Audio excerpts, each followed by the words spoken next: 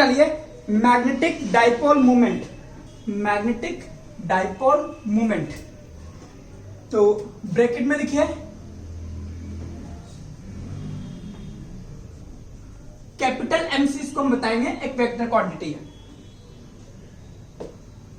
इसमें लिखिए vector, vector dipole moment भी तो होता है ना, जैसे वहां पे इलेक्ट्रिक डाइपोल मोमेंट होता है, यहाँ पे मैग्नेटिक डाइपोल मोमेंट होता है। बस वहां पे दो पोल होते हैं प्लस Q और माइनस Q, यहाँ पे दो पोल होते हैं नॉर्थ और साउथ। तो लिखिए इसमें सबसे पहली लाइन, इसे एनसीईआरटी में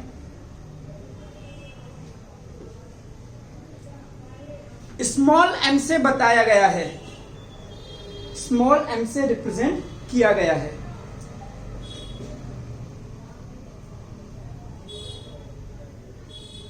इसे एनसीईआरटी में स्मॉल m से रिप्रेजेंट किया गया है, हमने इसे कैपिटल M से बताया है। तो जब आप बुक पढ़ेंगे तो आपको याद होना चाहिए कि सर फिर हमने ऐसा क्यों करा, हम भी स्मॉल m से बता देते, ऐसी भी क्या आन पड़ी। तो हमने कैपिटल M से इसको बताया है और हमने स्मॉल m से पोल स्ट्रेंथ को बताएंगे। लिखिए हम स्मॉल m से पोल स्ट्रेंथ को बताएंगे, पोल स्ट्रेंथ। फिर क्वेश्चन आता है कि सर एनसीईआरटी में पोल स्ट्रेंथ को किस सिंबल से रिप्रेजेंट करा है, तो आंसर ये है कि एनसीईआरटी में पोल स्ट्रेंथ का जिक्र ही नहीं है। ठीक है, आइए मैग्नेटिक मूवमेंट कैपिटल M हम दो तरह की चीजों के लिए निकालेंगे, एक बार मैग्नेट, बार मैग्नेट में नॉर्थ पोल साउथ पोल होता है, इसकी पोल स्ट्रेंथ को हम स्मॉल m से बताते हैं। जैसे हमने इलेक्ट्रोस्टैटिक्स में प्लस Q और माइनस Q करा था, ये प्लस Q एक पोल है, माइनस Q एक पोल है और इस एक पोल की स्ट्रेंथ है Q चार्ज। ऐसे ही यहाँ पे नॉर्थ पोल के लिए प्लस M और इसके लिए माइनस M लिखते हैं और इसको हम कह सकते हैं कि ये दो पोल हो गए और इन दोनों के बीच की डिस्टेंस अगर 2D है तो magnetic movement is given by किसी भी, यहाँ पे डाइपोल मूवमेंट कैसे देते थे, कोई भी एक चार्ज और दोनों के बीच की डिस्टेंस, यहां भी हम देंगे कोई भी एक पोल स्ट्रेंथ अपॉन D और डिस्टेंस यहां पे क्या था, नेगेटिव से पॉजिटिव था, तो यहां पे साउथ से नॉर्थ होगा, साउथ टू नॉर्थ। ये आपके पास बार मैग्नेट के लिए पोल स्ट्रेंथ होगा। लिख लीजिए इसको, स्मॉल m क्या है, पोल स्ट्रेंथ। और दूसरा आपको ये निकालना पड़ेगा करंट कैरिंग लूप की वजह से। ठीक है,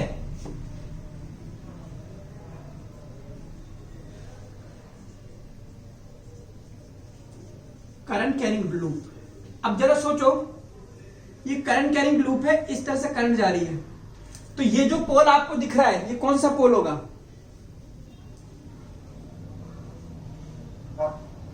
नॉर्थ, नॉर्थ होगा, क्योंकि ये करंट इधर है तो मैग्नेटिक फील्ड यहां से बाहर निकलेगा।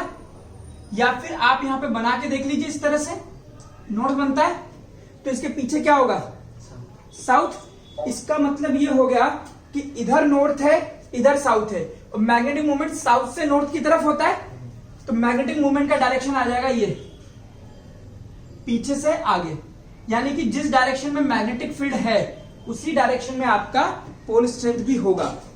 और इस pole strength sorry magnetic movement होगा, मैग्नेटिक मूवमेंट का फॉर्मूला होगा INA।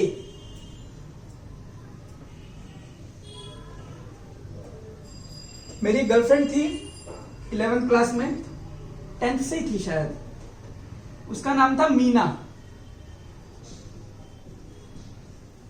वहीं से ट्रिक मेरे दिमाग में आने लग गई, M = INA। और अगर मैं करंट का डायरेक्शन पलट देता हूं तो मैग्नेटिक फील्ड होगा अंदर की तरफ और ये साउथ दिखेगा तो साउथ से नॉर्थ की तरफ, यानी कि मैग्नेटिक मूवमेंट भी इधर जाएगा। देखिए इलेक्ट्रिकल डाइपोल आ गया और मैग्नेटिक डाइपोल में सबसे बड़ा डिफरेंस ये है कि इलेक्ट्रिसिटी में मैं आपको बोल दूंगा एक प्लस Q चार्ज है, खत्म। मैं आपको बोल दूंगा एक माइनस Q चार्ज है, यानी कि मैं सिंगल पोल की बात कर सकता हूं। लेकिन मैं मैग्नेट में कभी ऐसा नहीं बोल सकता कि सिर्फ नॉर्थ है, या सिर्फ साउथ है। मोनोपोल डजंट एग्जिस्ट, लिखिए इस लाइन को, मोनोपोल डजंट एग्जिस्ट। इसका मतलब है कि ओनली नॉर्थ और only south is not possible. जहां नॉर्थ है वहां पर साउथ जरूर होगा। ये 3 बार मैग्नेट रखी हुई है आपके पास, north south, north south, north south. Clear? Identical. बनाइए इसको, अब फिर बात करते हैं। 3 identical bar magnets of dipole moment capital M are arranged as shown in the figure. Find net dipole moment of the system. यहां पर इसका डायपोल मोमेंट होगा इधर की तरफ, इसका डायपोल मोमेंट होगा इधर की तरफ, इसका डायपोल मोमेंट होगा इधर की तरफ। क्योंकि ये वेक्टर क्वांटिटी है, इन तीनों को ऐड करना है, तो इसको मैं यहां बना देता हूं। ठीक है? आप ये मान लो ना कि इस तरह से था ना ट्राइंगल, ये वाला मैंने इधर बना दिया, ये वाला मैं इधर बना देता हूं, और ये वाला उठा करके मैं यहां बना देता हूं, इस तरह से। देख लीजिए आराम से। तो ये होगा आपके पास 120 डिग्री का एंगल होंगे तीनों। एम एम एम का एम नेट कितना आ गया? 0। खत्म। बोलोगे तो एंगल भी निकाल के बता दूंगा।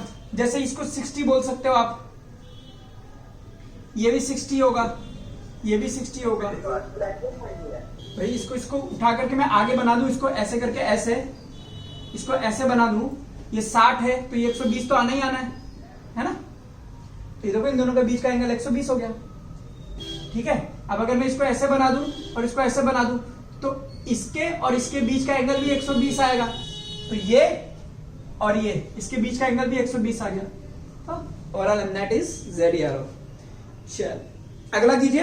वेक्टर है, वेक्टर की तरह जोड़ेंगे, कोई बड़ी बात नहीं है।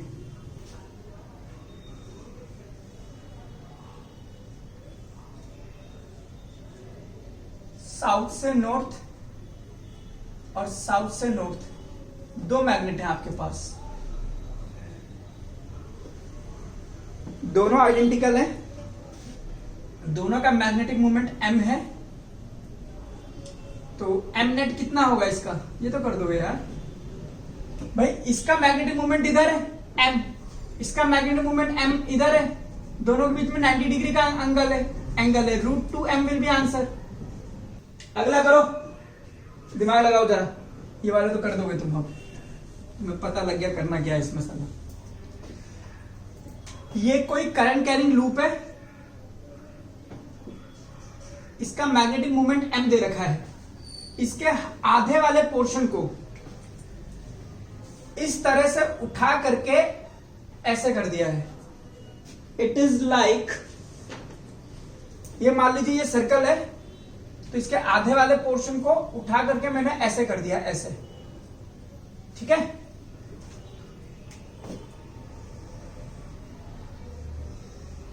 इस तरह से। तो इसका एम नेट बताइए।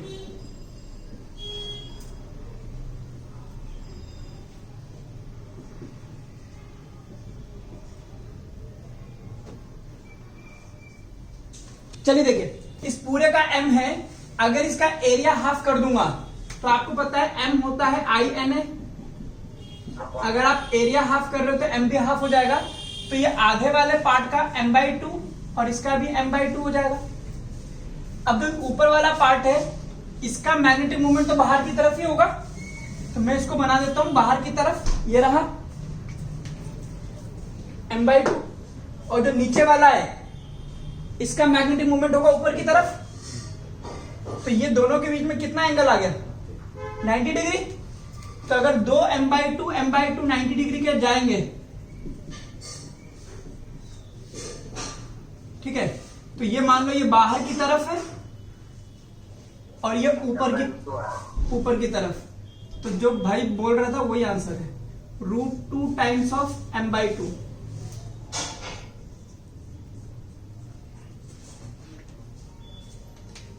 प्रणव बेटा बोलो क्या दिक्कत है तुम्हें? मुझे पता है तुम्हें नहीं आएगा समझ में। बेटा वही तुम्हें कह रहा हूं तेरे को भाई, जो ये वाला पोर्शन है इसमें तो करंट ऐसा जा रहा है ना, तो इसका मैग्नेटिक फील्ड बाहर ही होगा, सॉरी अंदर होगा, सॉरी है ना, अंदर की तरफ।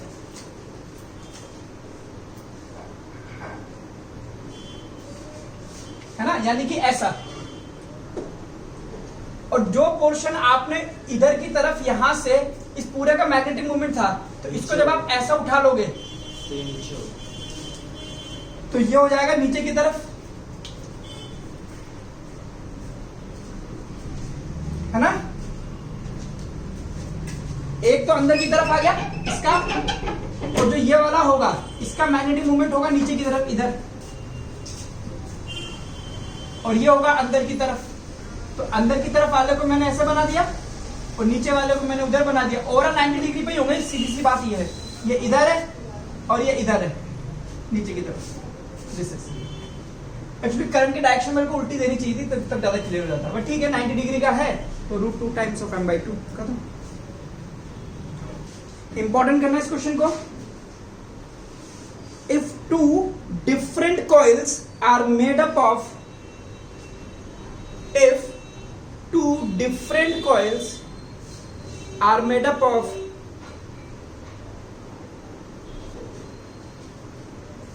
same length of wire, made up of same length of wire, for which number of turns magnetic moment of current carrying coil, magnetic moment of current carrying coil will be maximum. Your answer is 2, 3, 4, 5. कितने turns के लिए magnetic movement ज्यादा आएगा? Question पढ़िए फिर बात करते हैं। अगेन इसमें एक लाइन लिखी है same number of same length वाला वायर है, तो मैग्नेटिक मूवमेंट का फॉर्मूला मेरे पास है I_N_A, यानी कि यहां पर आता है I_N × πr²। अगर किसी कोयल की बात करोगे तो ठीक है, इसका मैग्नेटिक मूवमेंट इससे दिया जाएगा I करंट, ये रेडियस R है। अब आपको पता है नंबर ऑफ टर्न बढ़ाऊंगा तो रेडियस कम हो जाएगा, वही वाला कॉन्सेप्ट है। तो मुझे इस फॉर्मूले को लेंथ ऑफ वायर की फॉर्म में चेंज करना पड़ेगा। So length of wire L is 2πr × n। अब मुझे क्या दे रखा है, नंबर ऑफ टर्न्स पूछा है क्वेश्चन में। If number of turns is given, तो R को रिप्लेस कर दो, तो R = L/2πn रख दीजिए, तो मैग्नेटिक मूवमेंट आ गया I_N πr², L²/4π² n²। तो m is inversely proportional to n, यानी कि जिसमें नंबर ऑफ टर्न सबसे ज्यादा होंगे उसका मैग्नेटिक मूवमेंट सबसे कम होगा। तो आंसर हो गया आपका A, that is number of turns कितने होने चाहिए, 2। क्लियर। अब अगर क्वेश्चन में रेडियस दे देता, if radius is given, suppose कीजिए वो जो ऑप्शन आपको दिए हैं वो 2 नंबर ऑफ टर्न्स ना होकर के 2 सेंटीमीटर है, 3 सेंटीमीटर है, 4 सेंटीमीटर, 5 सेंटीमीटर, तो जिस रेडियस दे दी और आपसे पूछा है कि किसका मैग्नेटिक मूवमेंट मैक्सिमम होगा, तो आप इसको चेंज कर देंगे। आर की रेडियस दे दिया ना, तो एम की वैल्यू निकाल दीजिए, L/2πr। Put it up, m = I_N, ओहो n की जगह तो रखना ही है, L/2πr πr²। तो m is proportional to r, यानी कि 5 सेंटीमीटर वाले के लिए मैक्सिमम टर्न्स होते हैं। लिख लीजिए। बेसिक कॉन्सेप्ट दोनों तरह के क्वेश्चन का एक ही है।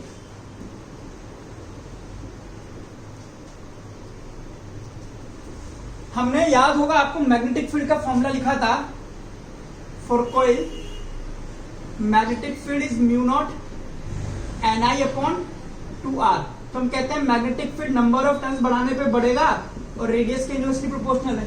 फिर जब मैंने आपको क्वेश्चन कराया for same length of wire वाला, तो यही चीज हमने क्या करा था, L की वैल्यू 2 पाई r ली थी। तो एक बार n की वैल्यू L अपॉन 2 पाई r पुट करी थी और एक बार r की वैल्यू L अपॉन 2 पाई n पुट करी थी। तो रिजल्ट ये निकला था, जब हमने r की वैल्यू रखी थी तो b is proportional to n square आया था और इसमें b is proportional to 1 upon r square आ गया था। ठीक है, सिमिलरली हमने आज करा, हमारे पास मैग्नेटिक मूवमेंट का फॉर्मूला I-N-A यानी कि पाई r स्क्वायर आता है। तो हम कह सकते हैं m is proportional to number of turns और m is proportional to r square. लेकिन अगर हम से कह दे for same length of wire, तो वही काम हम यहां भी करने वाले हैं और आंसर आ जाएगा हमारे पास 1 अपॉन n और m is proportional to 1 upon r। m is proportional to r और m is proportional to 1 upon n। लिख लीजिए इसको, आगे लिखिए। Magnetic movement of a moving electron in an atom। अगर किसी एटम में एक इलेक्ट्रॉन घूमता है या in circular orbit, magnetic movement of an electron in circular orbit. सोचिए अगर एक इलेक्ट्रॉन न्यूक्लियस के चारों ओर इस तरह से घूमता है,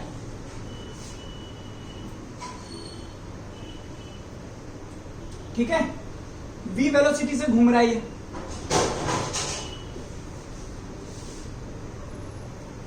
तो मैग्नेटिक मूवमेंट का डायरेक्शन बताइए पहले तो किधर आएगा। इलेक्ट्रॉन अगर ऐसे जा रहा है तो करंट कैसा जाएगा, ऐसा, और करंट ऐसा जाएगा तो मैग्नेटिक फील्ड नीचे की तरफ होगा, तो मैग्नेटिक मूवमेंट होगा आपका इस डायरेक्शन में। अब मैग्नेटिक मूवमेंट मुझे निकालना है, वो होता है I-N-A। इसमें एक ही लूप बन रहा है इसलिए n की वैल्यू 1 रखता हूं, तो मैग्नेटिक मूवमेंट हो गया IA। एक ही लूप है और तो लूप ही नहीं, नंबर ऑफ टर्न्स 1 है। अब करंट कैसे जाती है कोई बताएगा मुझे। एक इलेक्ट्रॉन जब v वेलोसिटी से r रेडियस में घूमता है तो उसमें करंट का क्या फॉर्मूला आता है। इलेक्ट्रिसिटी में सबसे पहले मैंने लिखवाया था EV अपॉन 2 पाई r। करंट इलेक्ट्रिसिटी में पहली चीज मैंने ये लिखवाई थी, एरिया हो गया पाई r स्क्वायर, तो ये हो गया हाफ VER। देख लीजिए आराम से। तो this is the magnetic movement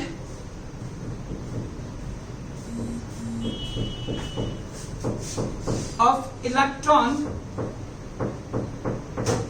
moving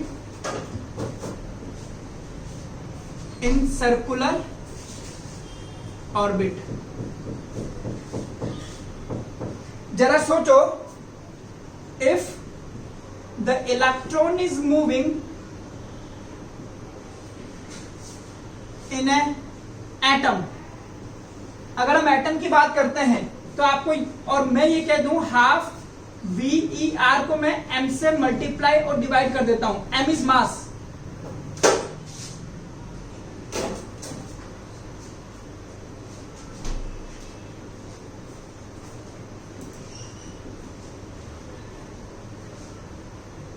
ठीक है।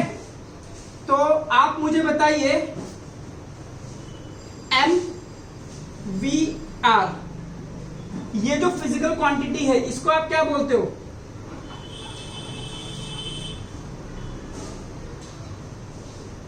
याद कीजिए Bohr model, second postulate, electron can only revolve in those orbit for which their angular momentum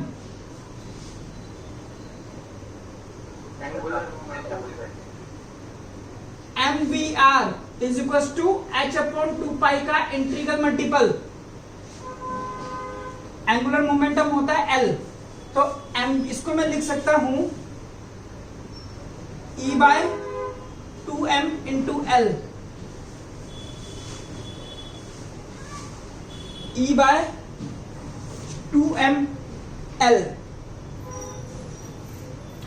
और इसकी वैल्यू मैं लिख सकता हूं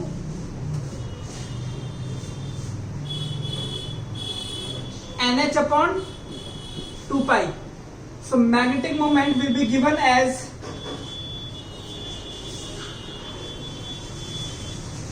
n times of h upon 4 pi m. H is a Planck constant. 6.62 into 10 raised to the power minus 34 joule into second.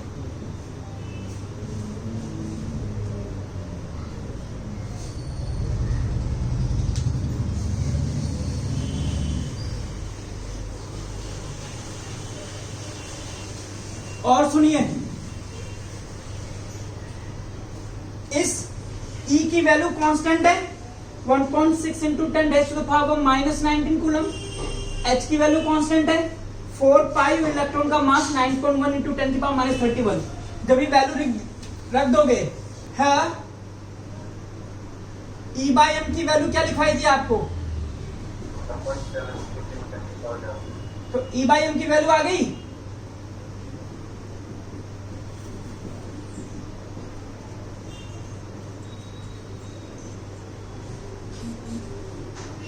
हो गया. जब ये वैल्यू पुटअप करोगे तो EH अपॉन 4 पाई m की एक वैल्यू आती है. तो इस क्वांटिटी का इस पूरी क्वांटिटी की एक वैल्यू होती है, ठीक है, और वो वैल्यू निकलती है 9.27 इंटू 10 की पावर माइनस 24, और यूनिट आती है बोहर मैग्नेटॉन, और इसीलिए इसको हम बोलते हैं 1 बोहर मैग्नेटॉन. तो मैग्नेटिक मोमेंट हो गया number of shell into Bohr magneton. And what is Bohr magneton?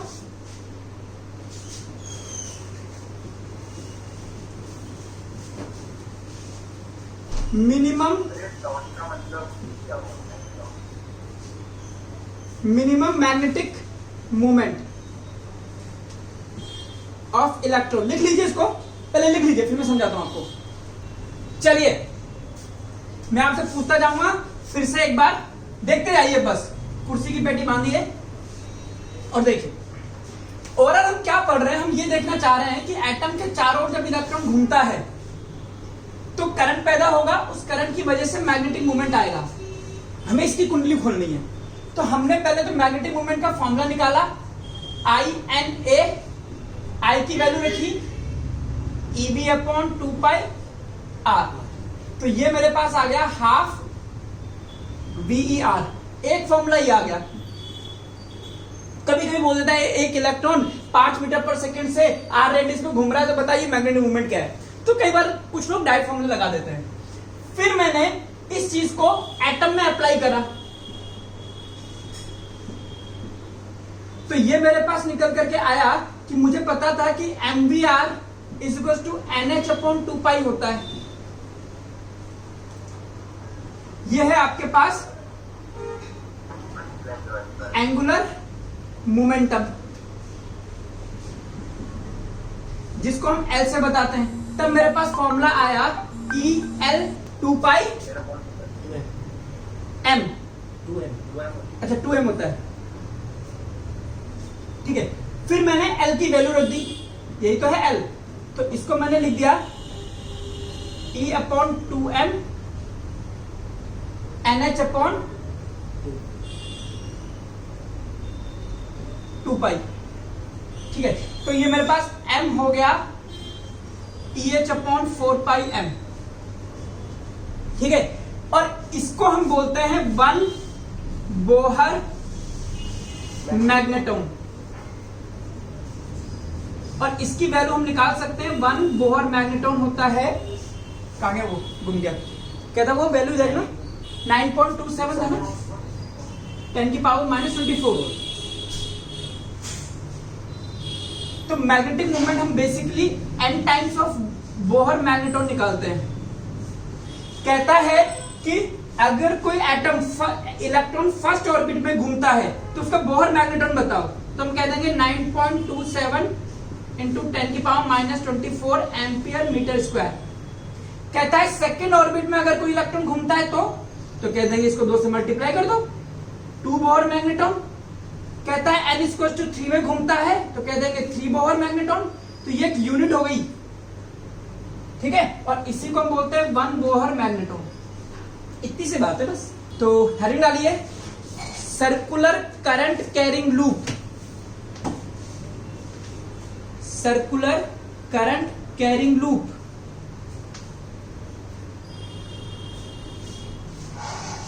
Act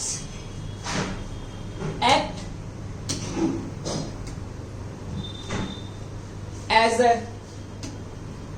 और इसमें ये वाला फॉर्मूला भी कई बार इंपॉर्टेंट रहता है हमारा, ये दो, act as a magnetic dipole,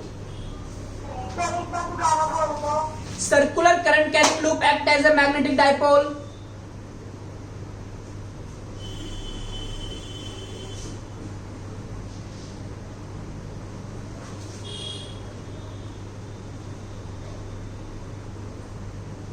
ठीक है।